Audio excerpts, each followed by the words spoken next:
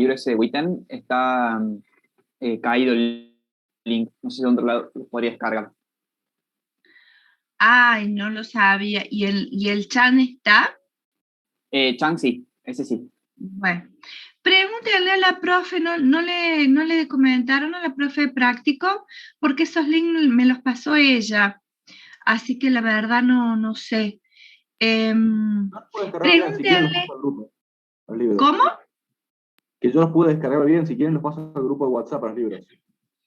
Ah, bueno, dale, porque esos links me los había pasado ella y de última a lo mejor ella ya lo tiene descargado, yo no, porque como lo tengo en papel, no se me ocurrió descargarlo. Pero bueno, si alguno lo tiene, páselo y si no, pregúntenle a la profe a ver si lo tiene ya descargado ella. Bueno, profe, a mí la pregunta que no pude Sí. responder era la 5. Cuando se hace pasar una corriente eléctrica por ciertas sustancias, se produce oxígeno y azufre. Esta sustancia no puede ser una mezcla, un compuesto, una sustancia pura o un elemento. No la Sí, entendí. pero lo que pasa es que eso es del práctico, eso se lo vas a tener que preguntar a la profe de práctico, porque yo les estoy diciendo de las preguntas de orientación, de la Me pregunta 1 confundí. al 6, ¿sí? Que tenían, porque digamos, para que yo pueda avanzar en el teórico, porque si no perdemos el tiempo de teórico, ¿sí? Esas preguntas bien ya de los ejercicios, bueno, lo ven con ella en la próxima clase. Yo les decía de las preguntas de orientación, ¿se acuerdan que hasta las 6 ustedes podían resolver para ir armando su apunte? Sí, esta parte es un ejercicio, el 6. Así que coméntaselos al profe, así por ahí lo hacen en clase el ejercicio. Sí, profe. De las otras preguntas no hay nada.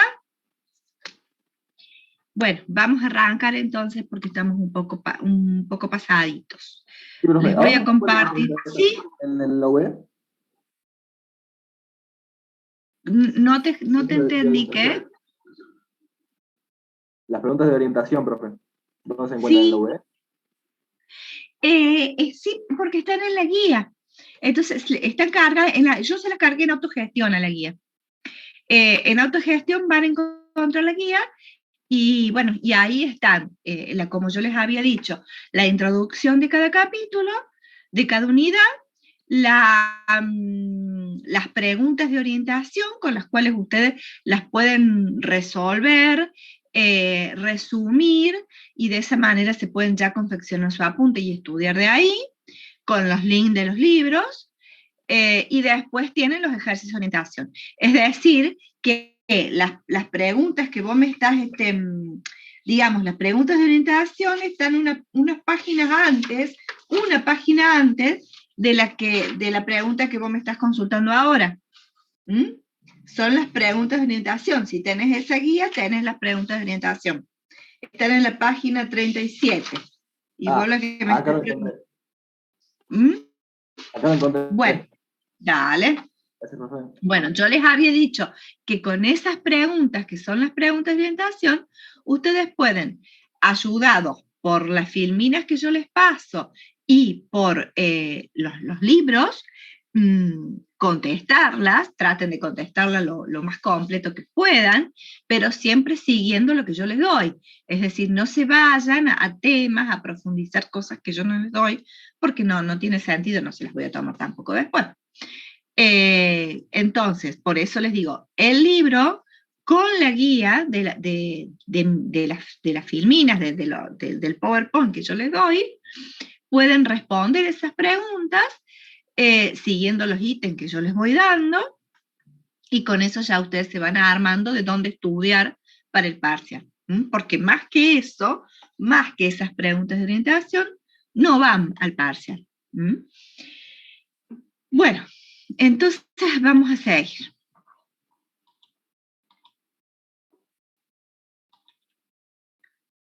A ver, acá estamos. Bueno, habíamos quedado, ¿se acuerdan? La clase pasada, ¿en qué habíamos quedado? Habíamos llegado al átomo de Rutherford, donde Rutherford decía o pudo descubrir que tenía esas cargas positivas con masa en el núcleo, que eran los protones. También luego se descubrieron los neutrones, que también le aportaban masa al núcleo, y los electrones se encontraban en la corteza externa en un espacio prácticamente vacío.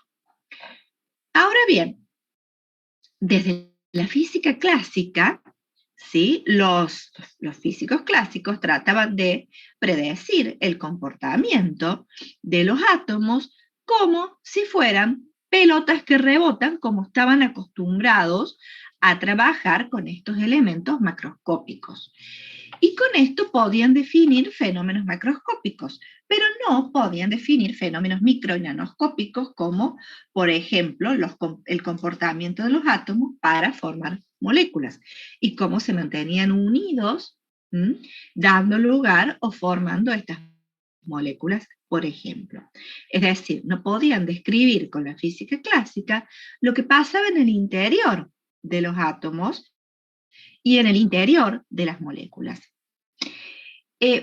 Para llegar a esto, para llegar a explicaciones más profundas, se debió avanzar en la física y se debió llegar a Planck, físico que estableció la teoría cuántica. Estableció esta teoría cuántica que permitió explicar ciertos fenómenos, ¿sí? Ciertos fenómenos de átomos y moléculas, ¿sí? ¿Por qué? Porque hasta ese momento, o investigaciones en los albores del siglo XX, fíjense que muchos descubrimientos, como les dije en la clase pasada, rondan el 1900, ¿sí? Hasta el 1920, o sea, hubo una explosión, digamos, de un gran avance de la ciencia en estos albores del siglo XX. Y los físicos también descubrieron que los átomos, ¿sí? Que átomos y moléculas, en un proceso de radiación, podían emitir radiación. Estos átomos y moléculas podían emitir radiación, pero que esta radiación que emitían tenía valores discretos. O sea, esta energía que emitían, la radiación es la transmisión de energía en forma de onda. Bueno, la energía que podían emitir estos átomos y moléculas tenía un valor discreto.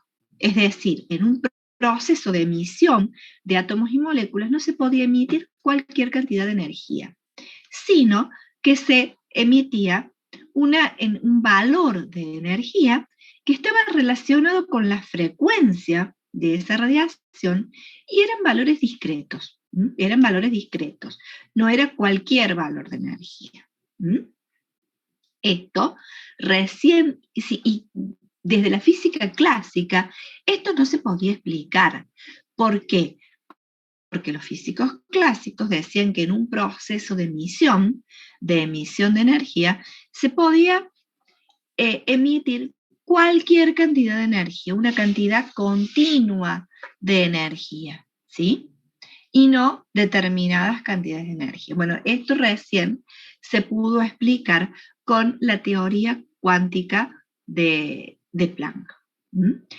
Ahora bien, para explicar la teoría cuántica de Planck, para conocer la teoría cuántica de Planck, van a ver que vamos a hablar mucho de procesos de emisión de energía, procesos de emisión de radiación electromagnética. Entonces, primero tenemos que hacer un pequeño repaso a lo que es la radiación electromagnética, que ustedes la deben haber visto en física o la deben estar viendo en física. La recordamos rápidamente. ¿Qué es una emisión? ¿Qué es una onda? Una onda es una perturbación vibracional por la que se transmite energía. Es decir, en un proceso de emisión se transmite energía. Esa energía se transmite a través de estas ondas electromagnéticas que tienen ciertas propiedades. ¿Sí? Estas propiedades son, por ejemplo, la longitud de onda, la amplitud y la frecuencia. La longitud de onda, la distancia entre puntos idénticos, y la frecuencia, el número de ondas que pasan por un punto en un segundo. Es muy importante que ustedes sepan y puedan razonar la correspondencia entre longitud de onda y frecuencia, porque es muy importante, y muy importante para los procesos de emisión energéticos. Tienen que siempre saber que la longitud de onda es inversamente proporcional a la frecuencia, que la frecuencia es inversamente proporcional a la longitud de onda.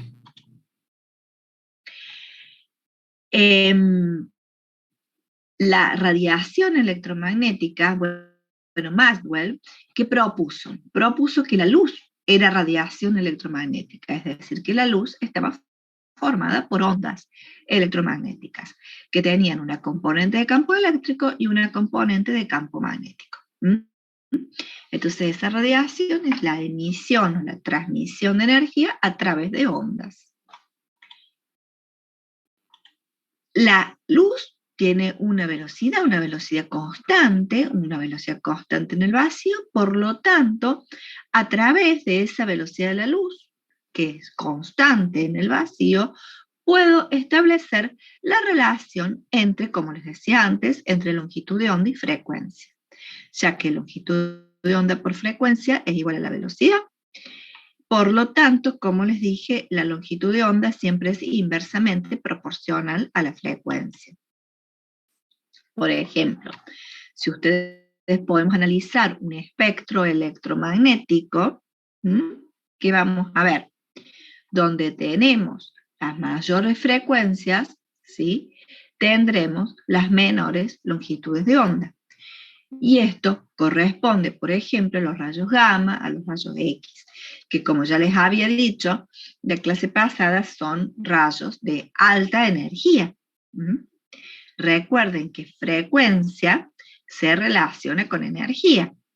Dijimos que en estos momentos, en estos descubrimientos, los físicos que descubrieron que en esta emisión la energía, la cantidad de energía, dependía de la frecuencia de esa radiación. Es decir, la energía es directamente proporcional a la frecuencia. Entonces, cuando yo tengo radiación de más frecuencia, tengo radiación de más energía.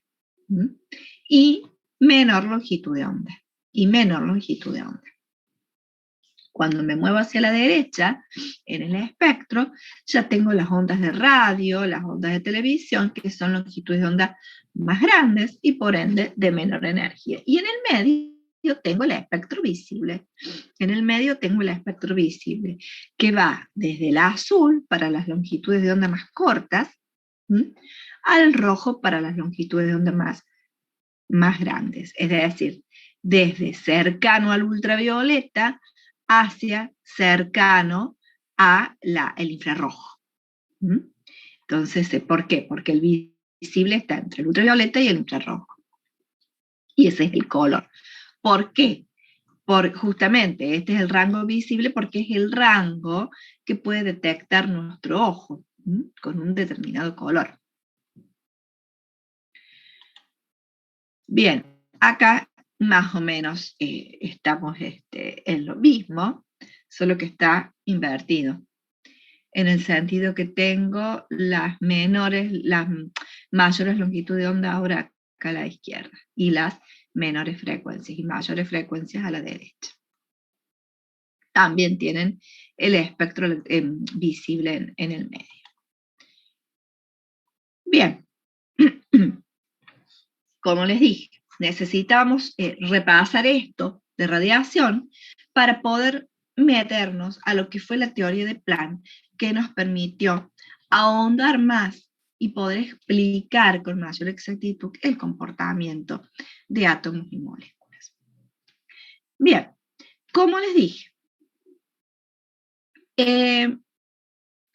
los átomos, ¿sí? Los átomos, en estos descubrimientos en esta época, se descubrió que los átomos en un proceso de emisión, es decir, podían emitir energía, pero que esa energía que emitían dependía de la frecuencia. ¿Cómo pueden emitir los átomos energía? Cuando se los somete a un calentamiento o una descarga eléctrica, pueden emitir energía. Pero esa emisión de energía tenía un valor discreto, dependía de la frecuencia de esa radiación. Es decir, no se podía emitir cualquier cantidad de energía, sino la energía dependía de la frecuencia. ¿Cómo se las arregló Planck para explicar esto? Cuando los físicos clásicos decían que la energía era continua, es decir, que en un proceso de emisión se podía emitir cualquier cantidad de energía desde cero a infinito. Bueno, Planck, ¿qué postuló? Planck postuló, en realidad, que en ese proceso de emisión, lo que se estaban emitiendo en ese proceso de emisión de luz, los que se estaban emitiendo eran paquetes de energía, que los llamó él cuantos de energía. Determinados paquetes de energía, o cuantos de energía. Es decir, que la energía se emitía en cuantos, en paquetes. Entonces no se podía emitir 1,1 paquetes de energía. Se podía emitir o 1, o 2, o 3. Así que él definió cuanto como la mínima cantidad de energía que podía ser emitida o también absorbida en forma de radiación electromagnética. Y el valor de energía de ese cuanto, ya a la frecuencia, ¿sí? A partir de la constante de Planck. Entonces él dice que se podía emitir un cuanto, 2, 3 o 4 cuantos. Es decir, cuantos que eran múltiplos enteros de la energía de este cuanto, de este paquete de energía, que depende de la frecuencia de la radiación a través de la constante de Planck. En realidad, ¿qué hizo él? Cuantizar la radiación, ¿sí? Cuantizar la radiación. En realidad, Planck se basó en la naturaleza misma. Si ustedes se fijan, la naturaleza misma está cuantizada. Por ejemplo, una persona no puede tener 1,2 hijos. Tiene 1, 2 o 3 hijos. Una gallina pondrá 1, 2, 3, 4 huevos. Un árbol dará 1, 2, 3, 4 frutos. Una planta dará 1, 2, 3, 4 flores, ¿sí? Y no 1,15, 1,16. Es decir, no cualquier valor, sino cuántos. O sea, es decir, que tomó la naturaleza para poder establecer que la energía electromagnética también estaba cuantizada. No se podía emitir cualquier cantidad de energía en un proceso de radiación, sino que de radiación electromagnética, sino que se emitían cuantos de energía. Es decir, los átomos, las moléculas, cuando se excitan, emiten cuantos de energía que dependen de la frecuencia de esa radiación. ¿Alguna duda hasta acá? Para que podamos ir profundizando. ¿Estamos bien? Bueno, seguimos. Sí. ¿Sí, Francisco? Bueno, me pareció que... Bueno, entonces, partiendo de la energía cuantizada, o sea, hasta ahora, digamos, lo que hemos visto, que es un concepto que por ahí cuesta asimilar, pero es de que en un proceso de emisión de energía no se puede emitir o absorber cualquier cantidad de energía, 1,1, 1, tanto, sino que se pueden emitir paquetes o cuantos que llamó Planck de energía. Utilizando esa teoría cuántica de Planck, Einstein pudo explicar lo que, y ya vamos a ver para qué nos sirvió esa teoría cuántica. Yo les voy a dar acá algunos ejemplos que pudieron ser, o algunos fenómenos que pudieron ser explicados con esa teoría cuántica. Uno es el del efecto fotoeléctrico. Einstein tomó la teoría cuántica y pudo explicar con ellos el efecto fotoeléctrico.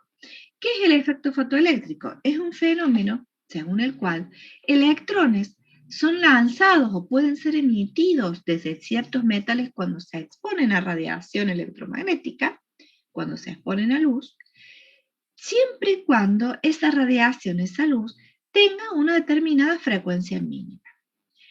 Si esa luz no tiene una frecuencia mínima relacionada con la energía, obviamente una energía mínima, los electrones no pueden ser emitidos de las placas metálicas. Y este es un fenómeno muy importante, por ejemplo, para los procesos de acumulación de energía. Por ejemplo, las pantallas solares, la acumulación de energía, los sensores fotoeléctricos que deben conocer, ¿sí? Las fotocélulas que se colocan que ustedes colocan para que se prenda automáticamente, digamos, una luz, por ejemplo. Y todo esto está basado en el efecto fotoeléctrico. Pero para poder desprender esa corriente de electrones es necesaria una luz de una frecuencia mínima. De una frecuencia mínima. O sea, de una energía mínima. ¿Y por qué? ¿Por qué? Porque los electrones en un metal están atraídos al núcleo de cada átomo, ¿sí? Con una determinada fuerza, según el metal que sea. Entonces, para yo poder arrancar los electrones, tengo que vencer esa fuerza con la que esos electrones están atraídos a ese átomo, al núcleo de ese átomo, para poder arrancarlo. Por eso es que necesito una energía mínima. Ahora, ¿qué se planteó Einstein para explicar esto? Él dijo, bueno, que el fotón en realidad asimiló una corriente de luz, un flujo de luz, ¿sí? Como una corriente de partículas. Cada una de estas partículas la denominó fotón. Entonces, él postuló que bombardear o hacer incidir un haz de radiación sobre una placa metálica era como bombardear esa placa metálica con partículas de luz. A esas partículas de luz las llamó fotón. Y cada uno de este fotón tenía una energía directamente proporcional a la frecuencia a través de la constante Planck. Es decir, que cada partícula de luz era un cuanto de radiación. Si lo vemos con Planck, cada partícula de luz, llamada fotón, era un cuanto de radiación. Entonces, ese fotón, para poder arrancar un fotón, un electrón, tiene que tener una energía mínima capaz de poder, que venza esa fuerza de atracción del electrón con el núcleo.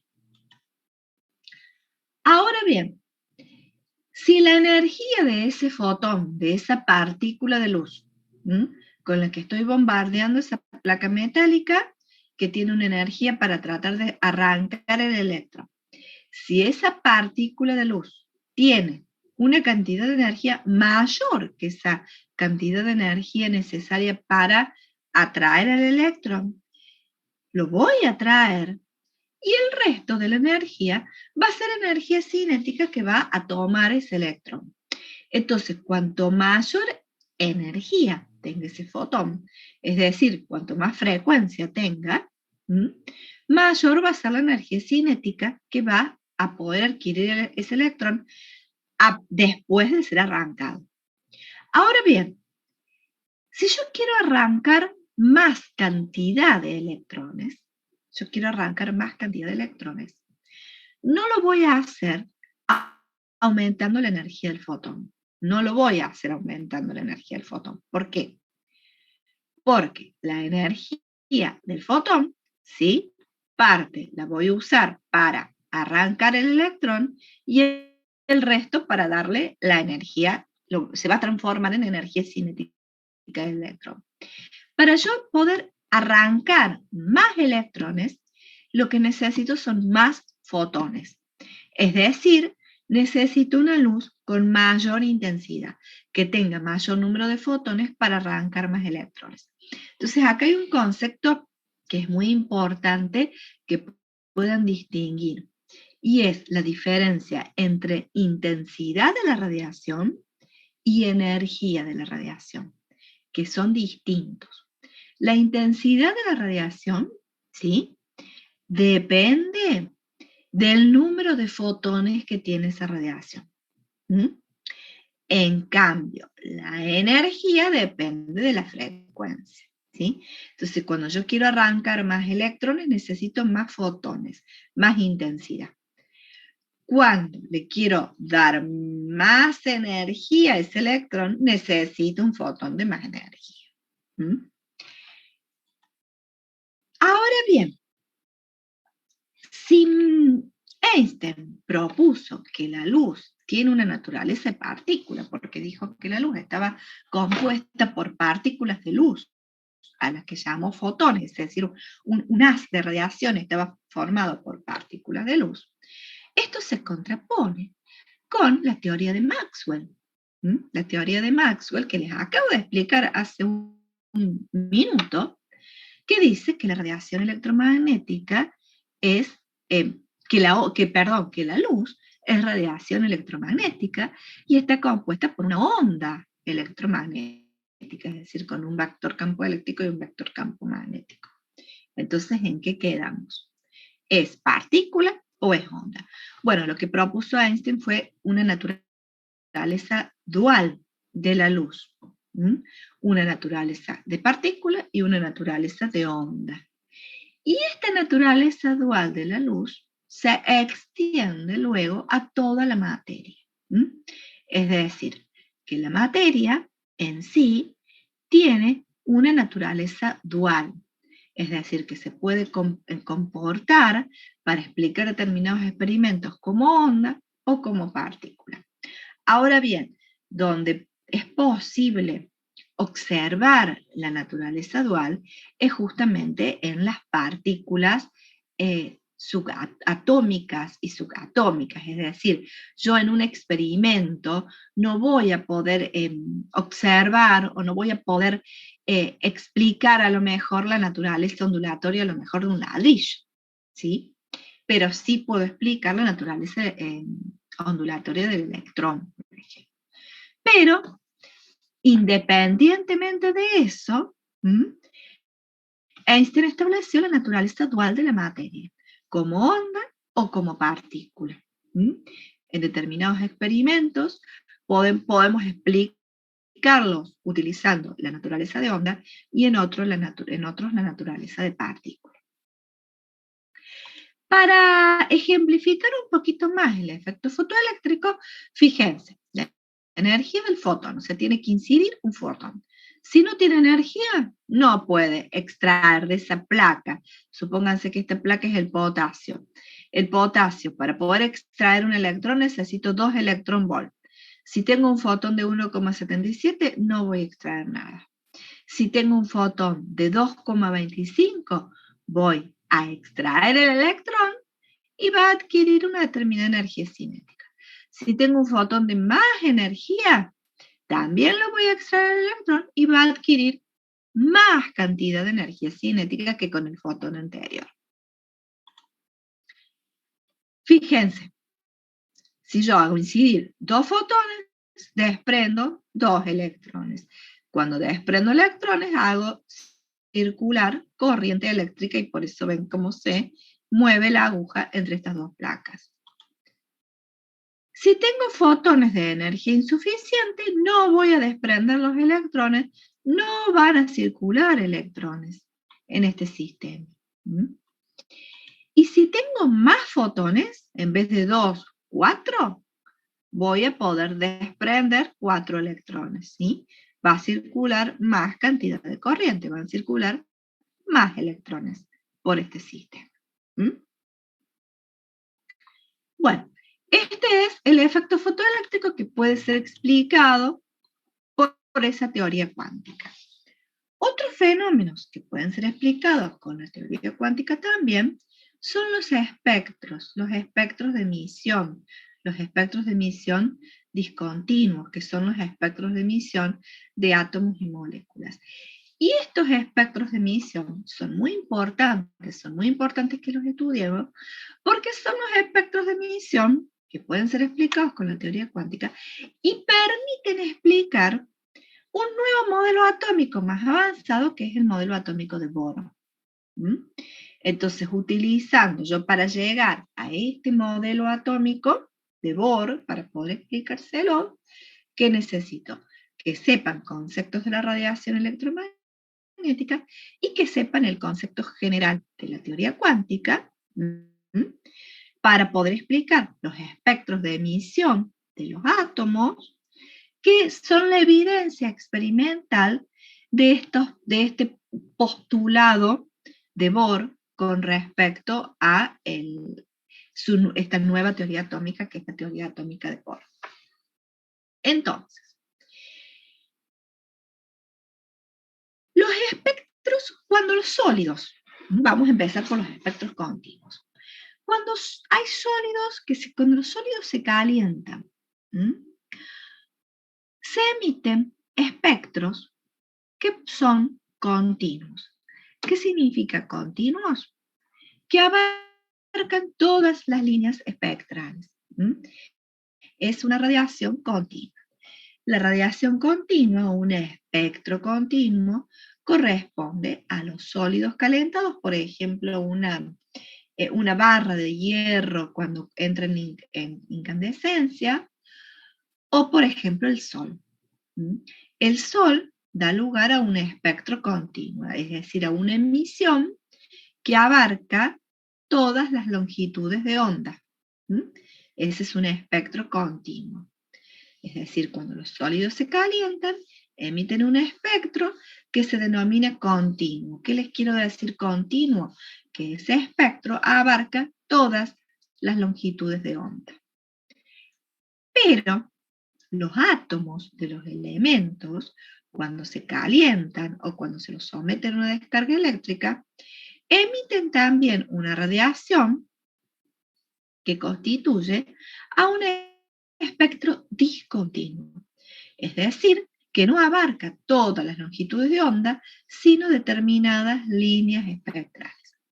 Estos espectros discontinuos, que son emitidos por los átomos de los elementos, ¿sí?, de todo elemento puro, en un proceso de emisión o absorción da lugar a espectros discontinuos, es decir, a ciertas líneas, es lo que permite justamente caracterizar a los elementos. ¿Qué les quiero decir con esto?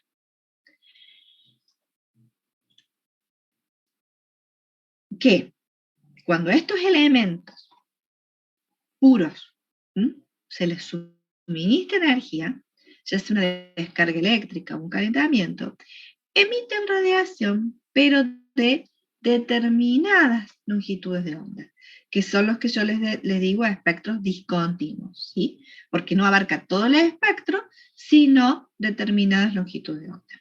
Si esa radiación la disperso en un prisma, voy a ver, y luego lo hacemos incidir sobre una placa fotográfica, voy a ver una serie de líneas, una serie de rayas, que es lo que se denomina el espectro de emisión de líneas. Y el negativo de eso es el espectro de absorción, que son líneas. Bien,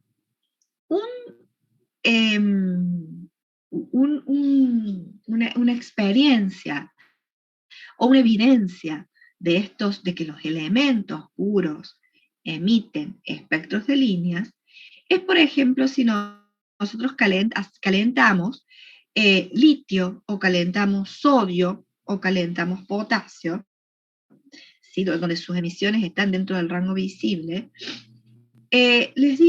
van a ver que si yo tengo el elemento litio y lo caliento, van a ver una llama azul. En el sodio van a ver una llama amarilla, y en el potasio van a ver una llama roja. ¿Por qué les parece que tenemos esta diferencia de color entre estos elementos cuando los calentamos? Por su composición química. Porque son elementos distintos, sí, está bien, son elementos distintos. Entonces son elementos distintos, ¿y qué va a pasar? Cuando se los calienta, emiten, ¿sí? Puede ser por la Pero longitud de las ondas. Claro, claro, porque como yo les dije, cuando los elementos puros se calientan, emiten radiación, emiten un espectro de líneas, ¿sí? Ese espectro de líneas que son determinadas longitudes de onda. ¿Y qué pasa? En la emisión del litio emite longitudes de ondas cercanas al azul. En cambio, es decir, longitudes de onda más cortas, por ende mayor frecuencia y mayor energía. En cambio, el potasio, cuando emite un espectro su espectro de emisión corresponde a longitudes de onda más largas, y por eso estamos dentro del rojo. Es decir, esto nos está corroborando que este experimento de simplemente calentar elementos distintos y tener distintos colores, nos está corroborando que el espectro de emisión no es continuo, porque si el espectro de emisión fuera continuo, tendría en todos los casos una llama blanca, porque la llama blanca es la conjunción de todas las longitudes de onda, como vemos la luz solar, que sí, que el espectro del Sol es un espectro continuo, tenemos todas las longitudes de onda, que terminan haciendo a la luz blanca del Sol. En cambio, en los elementos no, en los elementos tenemos un color. ¿Qué me indica ese color? Que no tengo todas las longitudes de onda en el espectro, sino algunas. En el caso del litio, más las de menos longitud de onda, y en el caso del potasio, las de más longitud de onda. Por eso uno va al azul y otro va al rojo. ¿Se entiende hasta ahí? Sí, profe, se entiende. Entonces, vamos a ir estudiando más profundamente estos espectros discontinuos. Esta es simplemente una evidencia así muy, muy rápida. Por ejemplo, es un Profe, disculpe. Sí, Yo no sí, entendí muy bien el espectro de absorción. Bien, lo que pasa es que yo me voy más al espectro de emisión porque lo que quiero es llegar a la teoría atómica, pero en realidad es la inversa. Mira, si yo tengo, veámoslo acá justamente, acá tenemos los dos. El espectro continuo es este, el de emisión continua es este, ¿sí? Tenés todas las longitudes de onda. El espectro de emisión discontinuo va a ser este, es decir, cuando un átomo emite, porque lo sometí a una descarga eléctrica o lo calenté, va a emitir esto que emite, va a pasar por un prisma, se descompone y tenés estas líneas. A su vez, cuando vos a un elemento lo calentás o le das energía, ese elemento absorbe, ¿sí? Cuando absorbe la radiación, no absorbe todas, ¿sí? Sino que absorbe ciertas longitudes de onda. Y lo que pasa de esa luz es como decir, yo tengo el elemento y tengo una lámpara, ¿sí? Una lámpara que tiene todas las longitudes de onda. Tengo el elemento, la lámpara que tiene todas las longitudes de onda. Y supónete que acá te voy a sacar esto. Esta es una lámpara, ¿sí? Que va a emitir todas las longitudes de onda. Tengo acá yo el elemento. Ese elemento no va a absorber todas las longitudes de onda. Va a absorber a algunas. Entonces, la luz de esta lámpara que pasa e incide sobre una placa, vas a ver todas las longitudes de onda, menos en negro, las que el elemento absorbió. Menos en negro las que el elemento absorbió. Y a la inversa, si yo a este elemento lo someto a una descarga eléctrica y lo hago emitir, va a emitir ciertas longitudes de onda, que son las que tenés acá. ¿Sí? Entonces, en definitiva, en el espectro de absorción, vos estás viendo las longitudes de onda que le quedan a la luz que hiciste incidir en el elemento, que absorbió algunas longitudes de onda. En cambio, en el espectro de emisión, lo que vos vas a ver es la luz que emite el elemento. ¿Mm? ¿Se entendió ahora? Sí, perfecto. Muchas gracias. Profe, todos los Bueno, elementos, sí. tienen la misma capacidad de emisión que de absorción. O sea, todos emiten mucho más de lo que absorben. No, perdón, todos absorben mucho más de lo que emiten. En realidad es lo mismo. Es lo mismo, lo que ya después cuando vemos la teoría atómica lo vas a ver. Si vos te estás refiriendo a las líneas espectrales, un elemento tiene las mismas líneas espectrales que emite, son las mismas líneas espectrales que absorbe. Es idéntico. ¿Mm? Es idéntico. Mira, acá lo ves justamente, espectro de emisión y absorción de un mismo elemento. Cuando absorbe vas a ver líneas negras, cuando emite las líneas de color, en exactamente las mismas longitudes de onda. ¿Mm? Las mismas longitudes de onda. ¿Por qué? Ya lo vamos a explicar, justamente. ¿Por qué? Te lo explica la teoría atómica de Bohr. ¿Mm? ¿Por qué ocurre eso? Porque es en esa longitud de onda absorbe y en esa longitud de onda emite, no en otra. Entonces la emisión y la absorción es la misma. Y un espectro para un elemento, su espectro de emisión y su espectro de absorción son característicos de ese elemento, constituyen la huella digital de ese elemento. ¿Mm? Como nosotros no tenemos dos personas la misma huella digital, y eso nos caracteriza, lo mismo ocurre con los elementos, de manera tal que existen equipos que miden los espectros de emisión o de absorción, y esos equipos nos permiten determinar, si yo tengo un elemento desconocido, nos permiten determinar de qué elemento se trata. Muchas veces, si ven documentales de investigaciones de crímenes, de delitos, y etcétera, etcétera, van a ver que toman muestras del lugar, por decirles un ejemplo, ¿no? Del hecho del crimen, se van tomando muestras. Bueno, esas muestras se pasan por estos equipos, que son los equipos, los que se denominan equipos de absorción atómica, absorción con plasma acoplado, de emisión atómica, etcétera, que lo que hacen es medir los espectros de los elementos y luego los cotejan con patrones, porque los patrones de todos los elementos ya están tabulados. Entonces podemos saber qué elementos tiene una muestra que se tomó de un lugar o de otro. Por eso, digamos, esta huella digital sirve para identificar elementos cuando no sabemos qué elementos que tenemos en una muestra. Bueno, y acá está justamente lo que les explicaba recién. El espectro de emisión, tengo un tubo con hidrógeno, lo someto a una descarga eléctrica, entonces lo hago emitir. Cuando emite, esa luz pasa por un prisma que la descompone en las líneas espectrales correspondientes que inciden sobre esta placa, que es esta.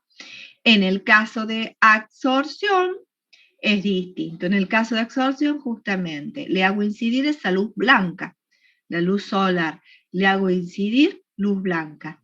Pasa por la muestra de hidrógeno, ¿sí? De manera que se absorben esas líneas espectrales y la luz sigue su camino y se descompone. Entonces voy a ver que la luz que llegó a la placa va a ser esa luz blanca a la que se le sacaron justamente las líneas espectrales correspondientes al hidrógeno y que van a ser exactamente las mismas, si se trata del mismo elemento, ¿sí? Bueno, acá está corrido, en realidad, a ver, está un poquito corrido. No. Bueno, esos son los espectros. Ahora bien, ¿para qué me sirve? O mejor dicho, ¿cómo los explico? ¿Por qué son así? ¿Por qué son así?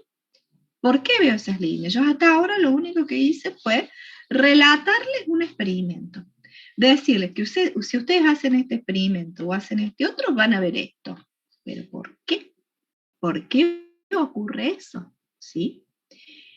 Y si es con los elementos, ¿no? Si es con los elementos. Si ustedes en realidad calientan una barra de hierro, que es una aleación en realidad, el espectro es otro, es un espectro continuo. Si no, esto ocurre con los elementos puros y son espectros característicos. Bien, para explicar el porqué de esto, es que Bohr postuló su teoría atómica. Su teoría atómica puede en realidad explicar por qué los espectros de los átomos son de esta manera. Bueno, acá volvemos a lo mismo, el mismo experimento que ya graficado de otra forma, pero es el mismo experimento. Disculpe, profe, ¿esto solo sí. se cumple para los elementos puros? Sí, solo Bien. se cumple para los elementos puros. Es decir, cada elemento puro tiene su aspecto característico. Si vos tenés una mezcla de elementos, por ejemplo, vas a tener una suma de espectros que después habrá que ver cómo los separas, digamos. Pero cada elemento puro tiene su espectro. Ahora, ¿cómo lo explicó Bohr? Bohr lo explicó de esta forma.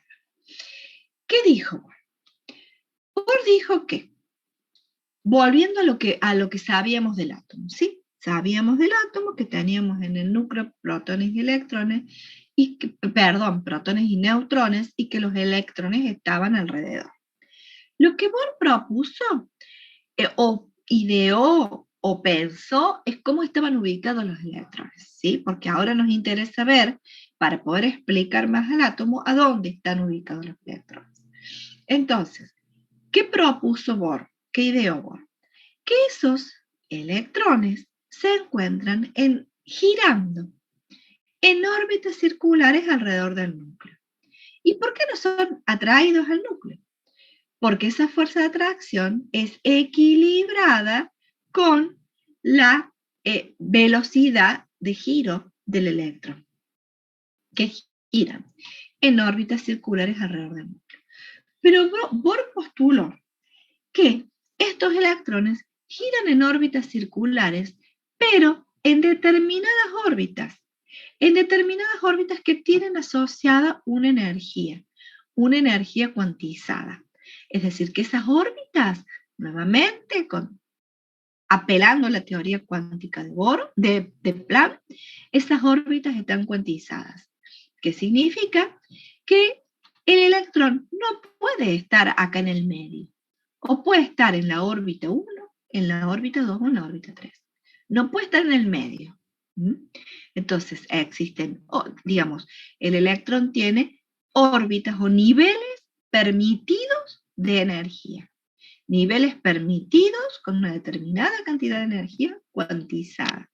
Es más, Bohr le dio el valor a la energía de cada nivel, que ya vamos a ver cuál es. Y entonces ese electrón solo puede estar en estos. Así como decíamos que una gallina puede poner 1, 2 o 3 huevos, el electrón puede estar en la órbita 1, 2, 3, 4. Y no en la 1,5. Eso postuló Bohr. Es decir, que la energía del electrón tiene un valor cuantizado. Es decir, si el electrón está en la órbita 1 va a tener una energía, si está en la órbita 2 va a tener otra, si está en la órbita 3 va a tener otra. Cuando existe una emisión de luz, es porque el electrón se mueve de una órbita de mayor energía a menor energía. Siempre, obviamente, la energía de la órbita aumenta a medida que nos alejamos del núcleo. La energía de la órbita aumenta a medida que nos alejamos del núcleo. Entonces, en un proceso de emisión, es decir, cuando se emite radiación cuando un átomo de un elemento emite radiación, es porque el electrón se movió de una órbita de mayor energía a una órbita de menor energía. De un nivel de mayor energía a un nivel de menor energía. Y ahí emitió. Ahora bien, fíjense, el electrón se puede mover del nivel 3 al 2, o del 3 al 1, o del 4 al 2. Es decir, tiene determinadas transiciones posibles. No se puede mover del 3 y quedarse acá en medio. No. Hay determinadas transiciones posibles. Cada una de estas transiciones tiene una emisión determinada. ¿Sí? Cada una de estas posibilidades de transición va a emitir un fotón de una determinada energía. Y esa energía va a ser la diferencia de energía entre los dos niveles. Es decir, este electrón salta del nivel 3 al nivel 2. Cuando salta, emite radiación. Emite un fotón, que llamó Einstein fotón. Emite un cuanto de radiación. Emite un fotón. ¿Qué energía va a tener ese fotón? Va a tener una energía igual a la diferencia de energía entre estos dos estados. O sea, va a tener una frecuencia ese fotón, que va a depender de la energía, la diferencia de energía entre estos dos estados. Con lo cual, ese fotón va a corresponder a una línea espectral, y a una sola línea espectral, de una frecuencia que depende de la diferencia de energía. ¿Sí? Entonces, si esto es hidrógeno, una transición de esta corresponde a una de esas líneas que vimos en el espectro de emisión.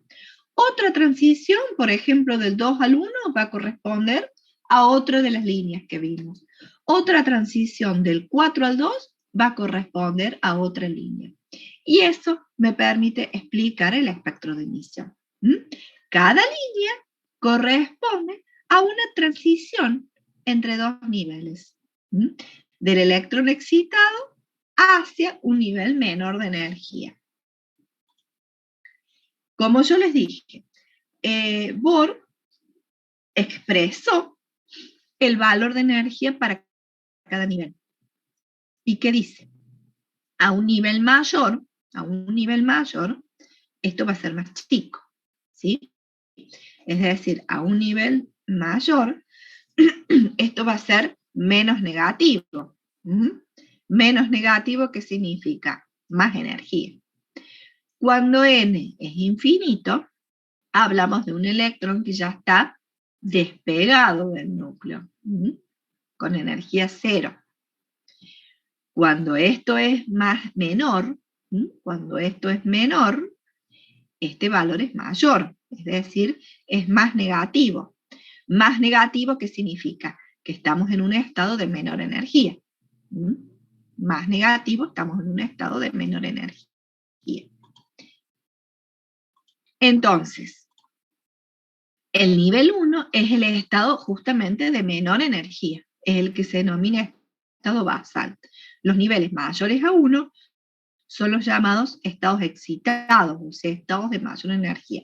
Siempre hablando del átomo de Bohr, que tiene un solo electrón. Hasta ahora estamos analizando esto, digamos, tenemos que comenzar desde lo más simple.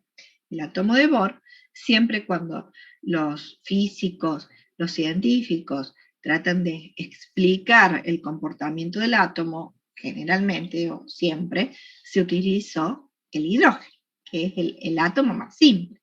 Y de ahí tratar de extender esa teoría a los átomos complejos. O sea, hasta ahora estamos viendo el átomo de Bohr para el hidrógeno.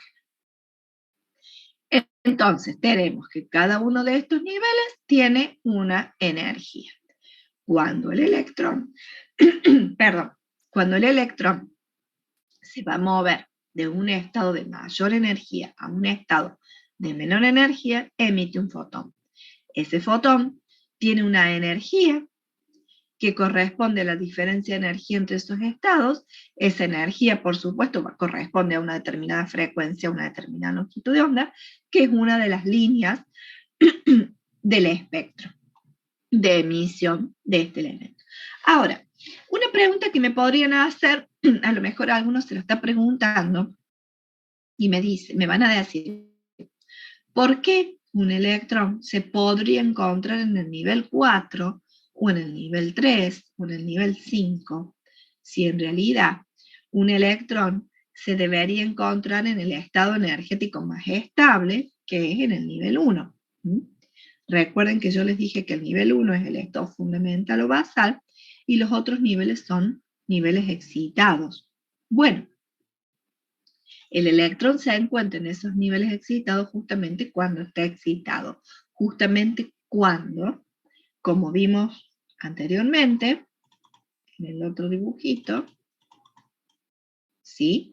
Cuando yo acá tengo hidrógeno, lo someto a una descarga eléctrica, hay los electrones de los distintos átomos de hidrógeno van a pasar a estados excitados. Van a pasar a estados excitados. Esa descarga eléctrica, ¿sí? Lo someto a energía, le estoy entregando energía a través de una descarga eléctrica. Voy a hacer, imagínense que acá puedo tener 1.000.000 de átomos, o miles de átomos, ¿sí? Los electrones de esos átomos se excitan, pasan a niveles excitados, ¿sí? De haber estado en reposo, relajados en el nivel 1, algunos van a pasar al nivel 2, otros al 3, otros al 4, otros al 5, aleatoriamente. Y luego van a intentar volver, porque por un principio de acción-reacción, cuando nosotros tiramos una pelota que rebota, trata de volver a donde estaba. Bueno, los electrones lo mismo. Fíjense, asemejémoslo con la física clásica. Yo tiro una pelota contra la pared y rebota, trata de volver a donde estaba. ¿Por qué fue hacia la pared? Porque yo le di energía a la pelota. Fue contra la pared y rebota porque trata de volver a donde estaba. Los electrones de los átomos lo mismo. Los someto a una descarga eléctrica, es como si los impulsara hacia arriba, ¿sí? Algunos llegan más alto, otros menos, y tienden a volver a donde estaban. Cuando vuelven, es cuando emiten la energía, que es la diferencia de energía entre los dos estados, del estado excitado al estado que llegó. Puede volver al 1, pero puede que otros vuelvan al 2, que otros, es aleatorio por los miles de átomos que tengo. Y entonces, cada transición, por ejemplo, por decirles, no sé, pero a lo mejor esta línea corresponde a la transición del nivel 4 al 2. Esta línea corresponde a la transición del nivel 4 al 1. Esta línea corresponde a la transición del 2 al 1. Y ahí tengo las distintas líneas que corresponden al espectro de emisión.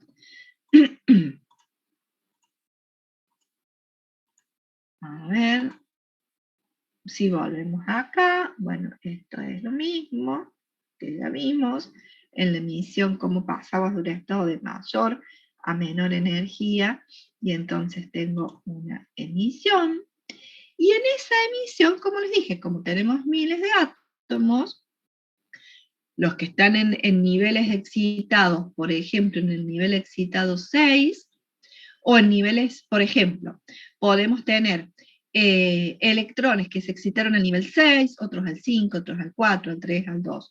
Todos esos que estaban excitados en distintos niveles y caen de nuevo al 1, me van a dar una serie de líneas que corresponden a la serie de Lyman. Los que caen al 2 corresponden a la serie de Balmer, de Paschen y así. ¿Qué son estos? Simplemente los que descubrieron esas líneas en el espectro. Entonces en el espectro van a haber una serie de líneas que corresponden a estas, o a estas transiciones, o a estas transiciones, o a estas transiciones. Esas líneas corresponden a las transiciones, es decir, como les dije antes, a la energía de los fotones emitidos, que es igual a la diferencia de energía entre el estado final y el estado inicial. El estado final al que llegó y el estado inicial. Es la diferencia de energía. Que se puede calcular, porque si yo conozco la energía de cada nivel, la puedo calcular. Y esta será la energía de cada línea espectral, es decir, de cada transición. Que es la energía de ese fotón. Por eso esa energía me va a determinar o está relacionada con la frecuencia de ese fotón emitido, con la longitud de onda de esa línea. Bueno, acá tenemos los distintos, ¿sí? Las distintas transiciones. ¿Entendido hasta acá? Es decir, cómo Bohr con su teoría atómica pudo decir que estos electrones se encuentran en órbitas fijas, girando en órbitas fijas, y cuando se mueven es cuando emiten. Y emiten la diferencia de energía entre esos niveles. Esa diferencia de energía es la que me da la energía de ese fotón emitido, que es la que me da la frecuencia o la longitud de onda de la línea. ¿Mm? ¿Estamos hasta aquí? Se entiende, profe. ¿Se entiende? Bueno, párenme cuando no entiendan, porque ¿Puedes la verdad repetir que... todo esto? ¿Cómo? ¿Puedes repetir toda esta filmina? ¿Qué les dije? Les dije que estas líneas espectrales, estas son las, estoy tratando de ver desde dónde arranca la filmina, pues. Estas transiciones corresponden, o estas líneas corresponden a transiciones entre distintos niveles, ¿sí? Como vimos antes. Entonces, cuando yo a los átomos los someto a una descarga eléctrica, esos átomos se excitan. Se pueden excitar a cualquiera de estos niveles, al 6, al 7, al 5, al 4, al 3, pero tienden a volver, tienden a bajar. Cuando bajan, emiten radiación. Hay electrones que bajarán al nivel 1, ¿sí? Entonces, este electrón que estaba en el nivel 2, cuando baja al nivel 1, va a emitir radiación que depende de la diferencia de energía entre estos dos niveles. ¿Mm? Es decir, este electrón que baja de acá a acá va a emitir un fotón.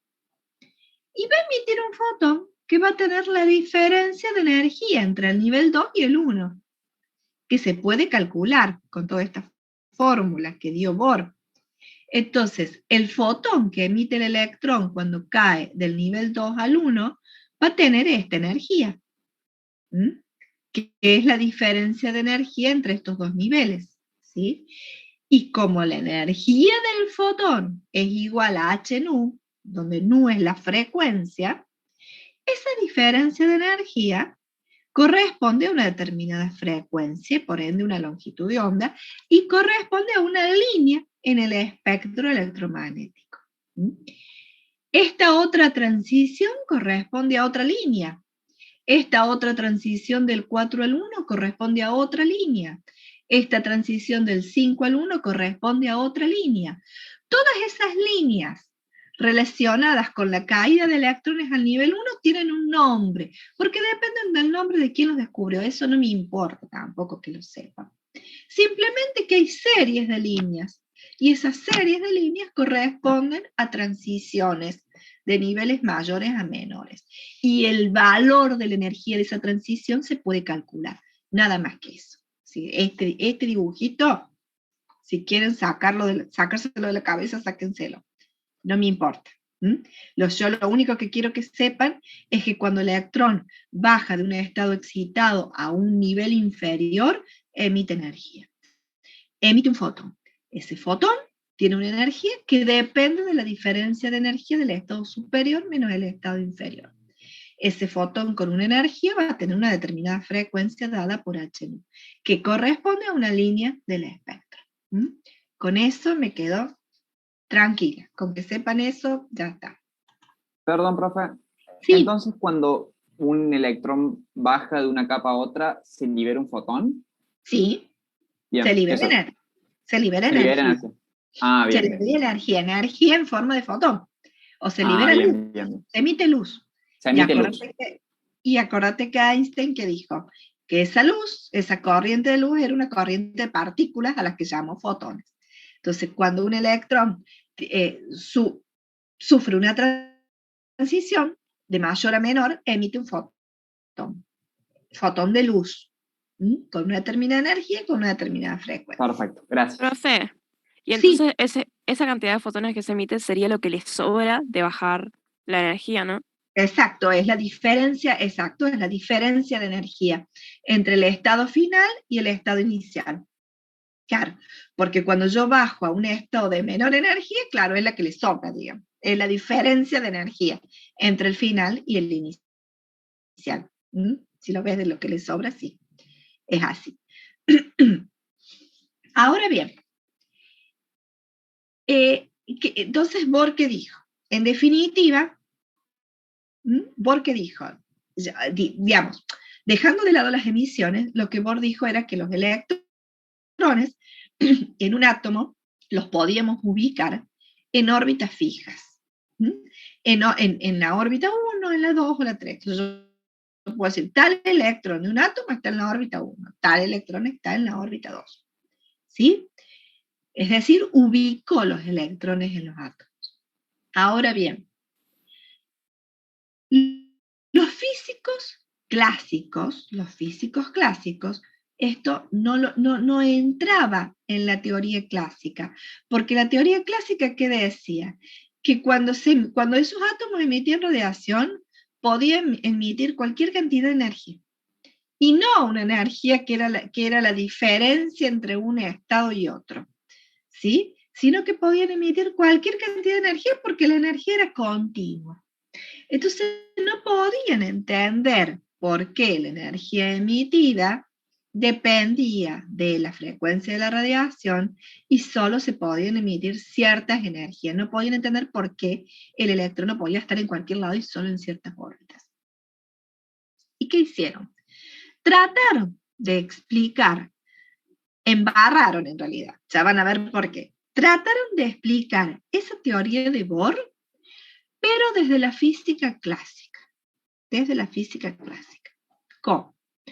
Consideraron, ¿qué dijeron? Si acá los modernosos me están diciendo que la luz está compuesta por partículas, está compuesta por fotones, la luz, que nosotros sabemos que es radiación, está compuesta por fotones. Bueno, sigámosle la onda y digamos entonces que las partículas, como los electrones, son ondas, también son ondas. Que las partículas, como los electrones, son ondas. Entonces de Broglie postuló esto, que ese electrón que está girando en la órbita de Bohr era una onda también. Y trataron de explicar lo que decía Bohr como si el electrón fuera una onda estacionaria. ¿Qué significa una onda estacionaria? Una onda que no avanza. Por ejemplo, una onda estacionaria es cuando ustedes pulsan la cuerda de una guitarra, vieron que ondula así, pero la cuerda no avanza, sino que está ondulando vibrando en la misma posición.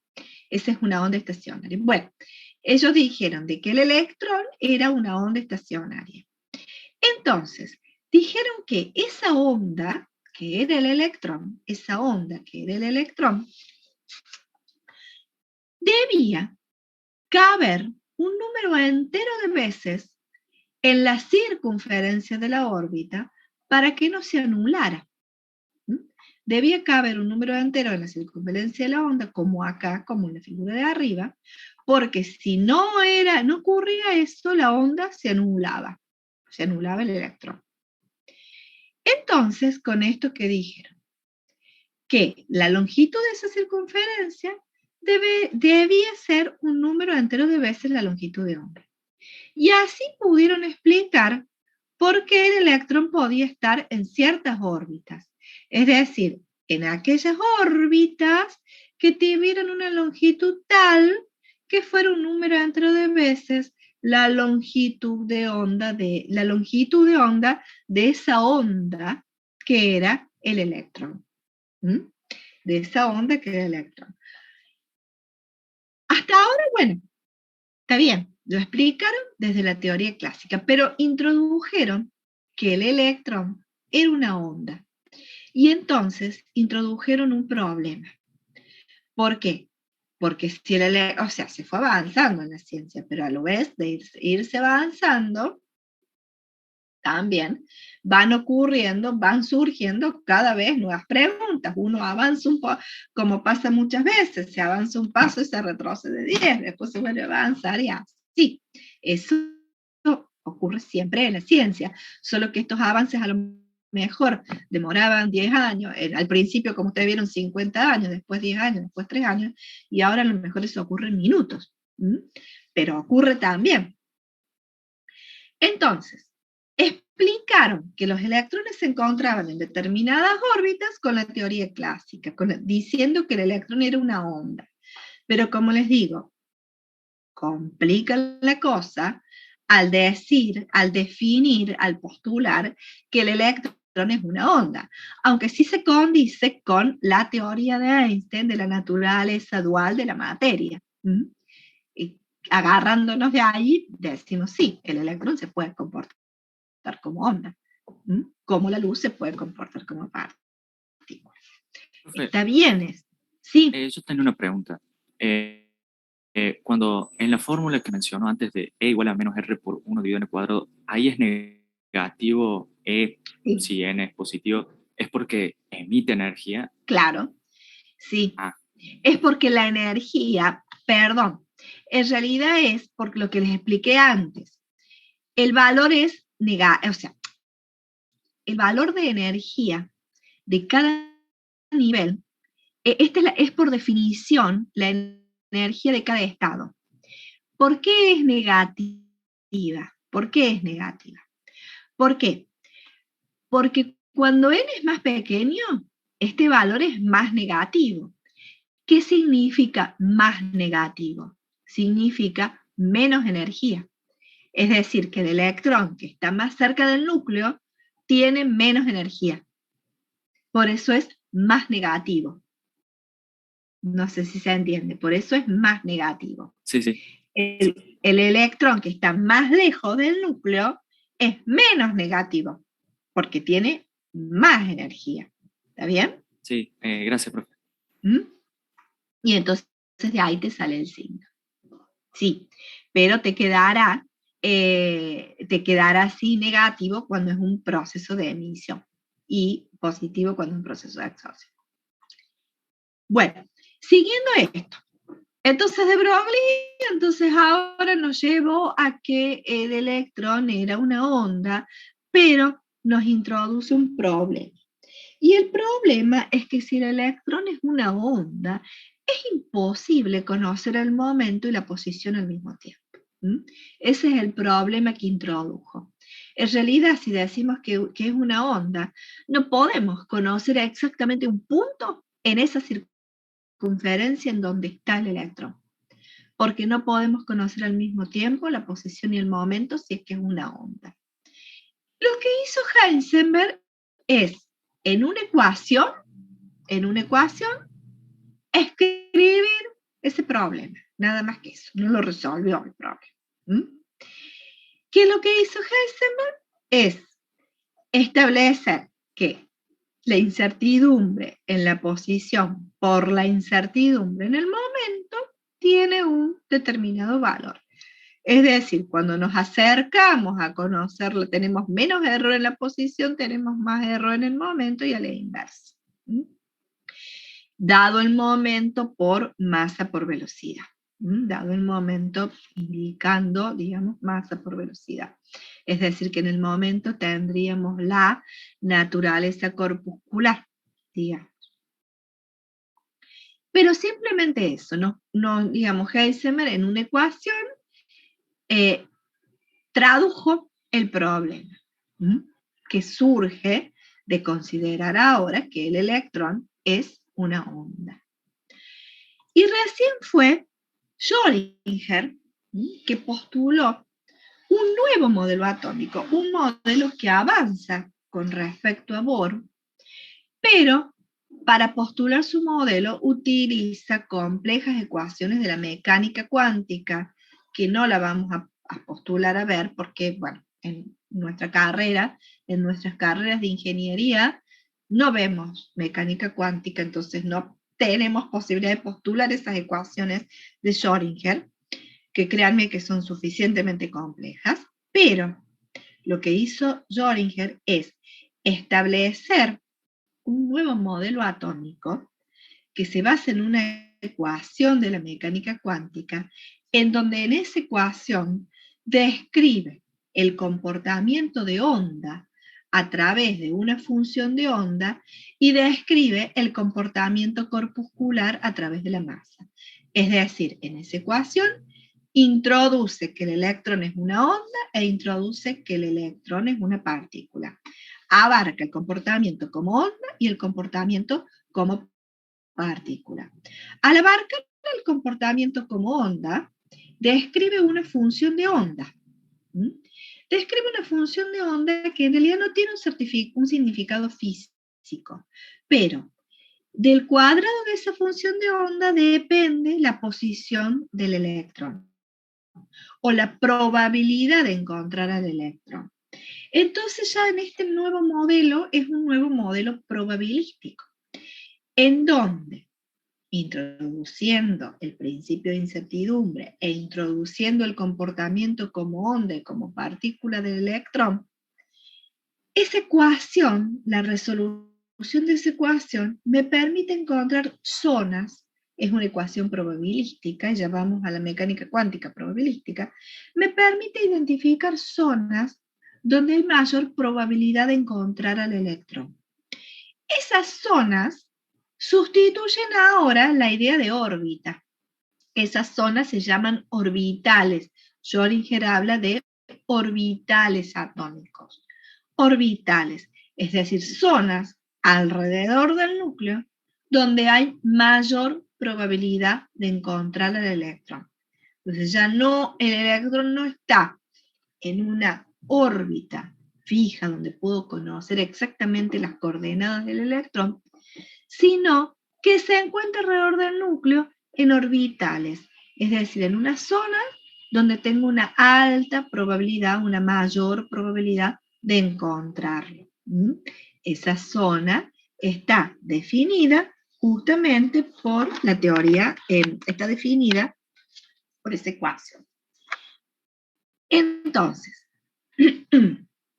eso fue en 1926, vieron que fue todo ahí, todo se fue dando ahí, en los primeros años del siglo XX. Schrödinger formuló esta ecuación, que como les dije, describe la naturaleza de partícula como la función de la masa, y la naturaleza de onda como una función de onda, que como les dije, esa función de onda no tiene un significado físico, pero el cuadrado de la función de onda nos da la probabilidad de encontrar el electrón en una determinada región. Entonces, ¿qué nos dice esa ecuación? Que el electrón puede ocupar ciertos estados energéticos. Describe estados energéticos que el electrón puede ocupar. Y a cada estado energético le asocia una función de onda. ¿Y qué nos da esa función de onda? El cuadrado de la función de onda nos da la probabilidad de encontrar al electrón en una cierta región del espacio que se denomina orbital. Entonces, la resolución, ¿qué es un orbital atómico entonces? El orbital atómico es una región del espacio con una determinada densidad electrónica, es decir, una determinada probabilidad de encontrar al electrón. Bueno, esta ecuación fue postulada para el átomo de Bohr, como les dije antes, y se puede aproximar a átomos multielectrónicos. Ahora bien, esa ecuación de Schrödinger, que como les dije, introduce el comportamiento de onda y el comportamiento de partícula a través de la masa, el comportamiento de onda, de tal manera que esa función de onda nos permite identificar zonas u orbitales con mayor probabilidad de encontrar el electrón. Esa ecuación resuelta para cada electrón de un átomo me da la resolución de esa ecuación. Son 4 números. Son 4 números. que son los que ya va, Juan, termino la idea y me preguntas. La resolución de esa ecuación de Schrödinger corresponde, o la solución de esa ecuación son 4 números, que son los llamados, que ustedes habrán visto algunos en la secundaria, los números cuánticos. Los 4 números cuánticos que identifican a un electrón. Que esos 4 números cuánticos, que son la solución de la ecuación de Schrödinger para cada electrón, me van a estar diciendo que este electrón tiene una altísima probabilidad de encontrarse en esta región, en este orbital, ese es el modelo de Schrödinger, que se denomina en realidad modelo de nube, porque en realidad lo que está describiendo es una zona del espacio donde tengo una mayor probabilidad de encontrar el electrón. Sí, Juan, ahora sí. ¿Cuál era la pregunta? Sí, perdón si interrumpí por lo de la... No, está perfecto. Yo la dejo para cuando realmente pueda responderla. Sí. Lo del modelo de Schrödinger, no sé cómo se pronuncia, Schrödinger. Sí, Schrödinger, es difícil pronunciar. ¿Reemplaza totalmente la idea de las capas de Bohr? ¿O es que las convierte en región, por así decirlo? En realidad no reemplaza, porque vos vas a ver, en realidad no reemplaza, sino que avanza sobre la teoría de Bohr, pero no la reemplaza. Sí reemplaza el concepto de órbita por orbital. Es decir, ya no vamos a decir más que el electrón está en la órbita 1, 2, 3, sino que vamos a decir está en este orbital, en el orbital S del nivel 1. Entonces, en definitiva, la sigue usando al modelo de Bohr, pero mejorado. ¿Sí? Ahora es como una región. Porque ahora ¿qué nos va a decir? Y ya lo vamos a ver cuando veamos los números cuánticos. Me va a decir que este electrón está en el orbital S del nivel 1. O este otro electrón está en el orbital P del nivel 2. ¿Sí? Habla de una región donde tengo mayor probabilidad de encontrar el electrón. Claro, pero no sabemos... Pero sigo con el concepto de energía. ¿Sí? Sigo con el concepto de niveles de energía.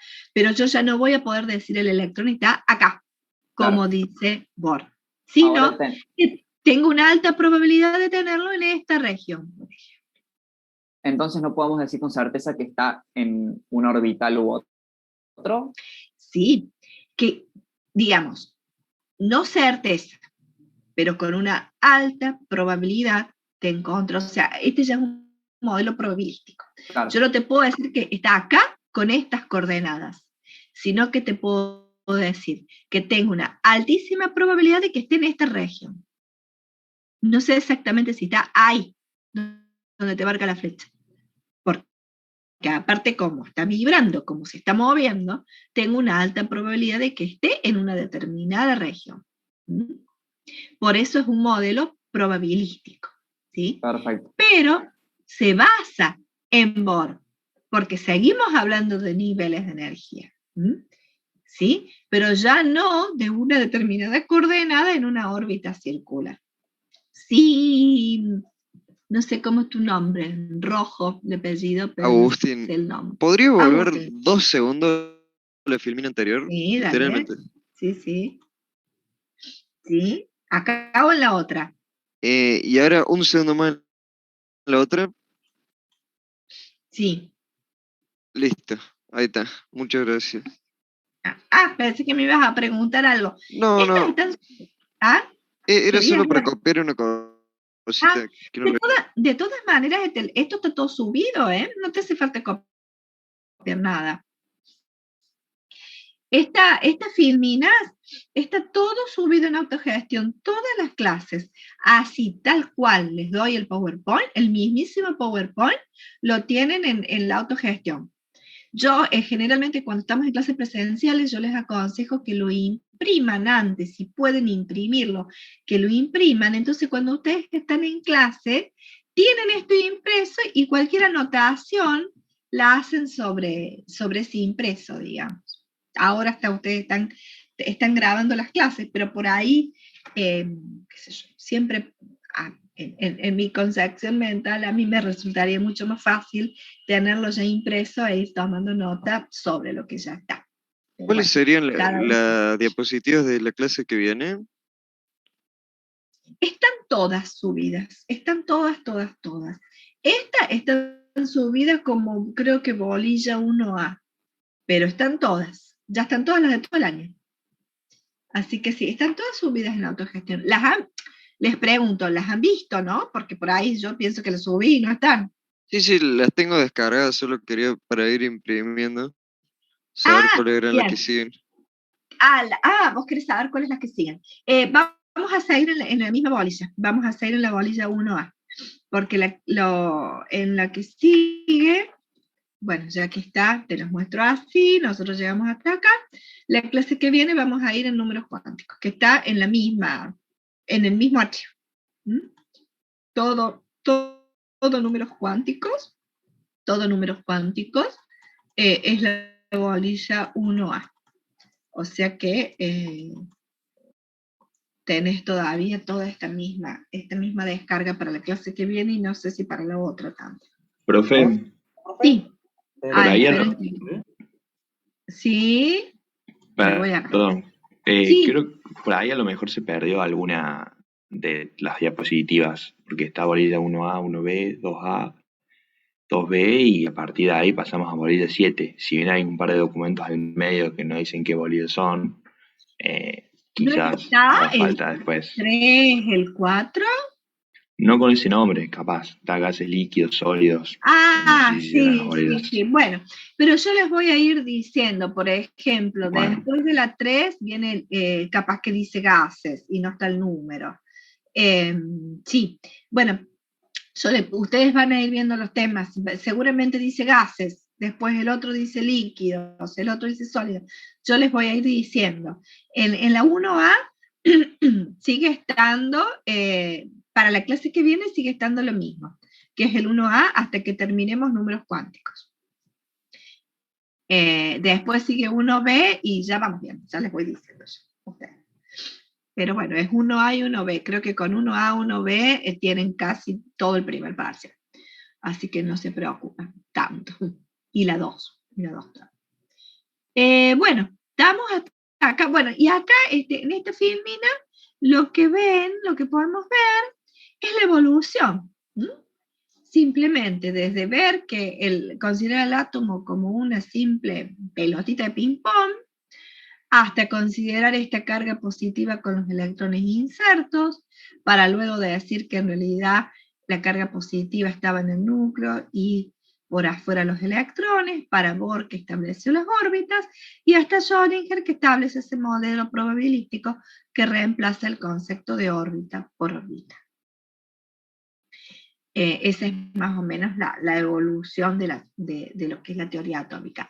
Con esto ya terminamos teoría atómica, porque yo les dije justamente que la solución para cada electrón del átomo de la ecuación esta probabilística de Schrödinger me da esos 4 números cuánticos que identifican al electrón, a cada uno de los electrones del átomo.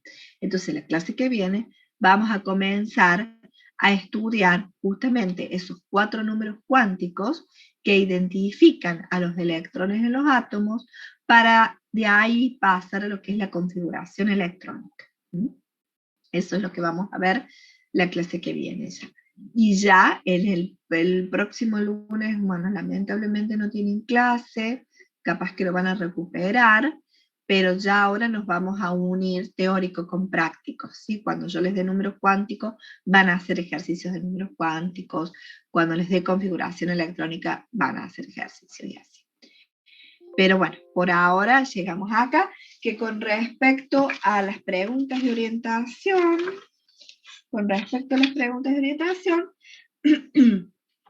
van a poder resolver ahora hasta la 12. A ver, sí, hasta la 12, porque después a partir de ahí ya son más números cuánticos. Sí, hasta la 12 ya pueden resolver. Para ir armándose suave.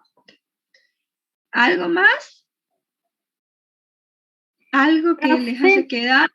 Sí. Perdón, Profe, le disculpe, consulto. disculpa. A ver, Ok. Sol y después. Ok. Sí.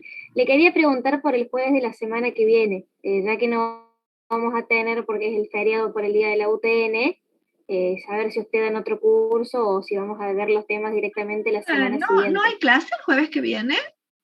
Es el día de la UTN, profe, me parece que no.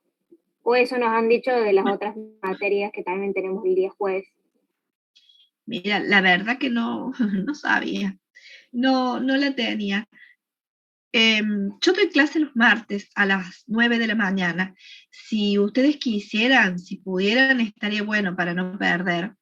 Porque bueno, sí, si es un día que es feriado, es cierto, el 19 de agosto es el día del UTN, pero con esto de que no hay presencialidad, o sea, los 19 de agosto, digamos, la UTN está cerrada, pero con esto de que de la virtualidad, no sabía si se iba a respetar o no. Si nadie da clases, bueno, no voy a dar por una cuestión de respeto a la institución, ¿no? Pero yo doy clases y voy a dar la clase porque yo doy clases los martes y los jueves. Los martes doy a las 9 de la mañana con este mismo link. Así que si ustedes pudieran el día martes de 9 a 10 y media, el día martes que viene, yo doy la clase. El tema es que, como no todos van a poder, yo no puedo dar la clase que desde la semana que viene por dada. Así que la voy a tener que dar al otro jueves. No me va a quedar otra. Quiero decir, por más que ustedes vengan a clase el martes que viene, yo la clase la voy a tener que repetir el próximo jueves. Porque no todos van a poder venir el martes y bueno, voy a tener que sí o sí repetirla. Así que bueno, es lo mismo. O la doy el martes, o entran el martes con el mismo link, o entran el jueves. Igual para todas las clases, ya que está, les aviso, ¿no? Si ustedes una clase no pudieron entrar un día jueves, pueden entrar un día martes. Lo que pasa es que ahora vamos a comenzar a estar desfasados. Ese es el único problema. Pero bueno, por ahora la clase que viene se va a dar el martes, o si no, el jueves siguiente. Ok, gracias, profe. Miren, si yo llego a dar clases, yo voy a averiguar qué hacen los otros profes de química. Si yo llego a dar clases, voy a publicarles en la autogestión. Es decir, hasta ahora ese jueves es feriado. O sea que yo no daría clase, como si fuera el lunes. Si yo llegara a poder dar clase, voy a preguntar qué hacen los otros profes de química, sobre todo porque, bueno, dependo, digamos, de la decisión de la cátedra de química, que es una cátedra muy grande. Si la cátedra decide dar clases el jueves que viene, yo se los voy a poner en el avisador de la autogestión. Si no les pongo nada es porque no hay clase. Así okay. no. Ok, gracias. De nada. ¿Algo más Profe, ahora? disculpe, Sí. ¿qué temas había dicho que íbamos a ver la clase que viene? Números cuánticos. Listo. Números cuánticos. La clase que viene vamos a ver... espérate. La clase que viene vamos a ver desde la filmina 45 a toda, a la 64. La clase que viene deberíamos terminar con esto. A ver, no sé. No sé si vamos a terminar. Pero bueno, la clase que viene, en 2 clases más tenemos que terminar con todas estas filmas. ¿Algo más? Bueno, profe, nos vemos. Más. Nos vemos entonces, o el jueves que viene o el otro, yo les aviso. No, profe, Nos vemos. profe, nos vemos. Nos vemos, profe. No, profe, buen fin de semana. Buen fin de semana. Nos vemos, buen fin de semana. Nos vemos, profe, buen fin de semana. Cuídese. Chao.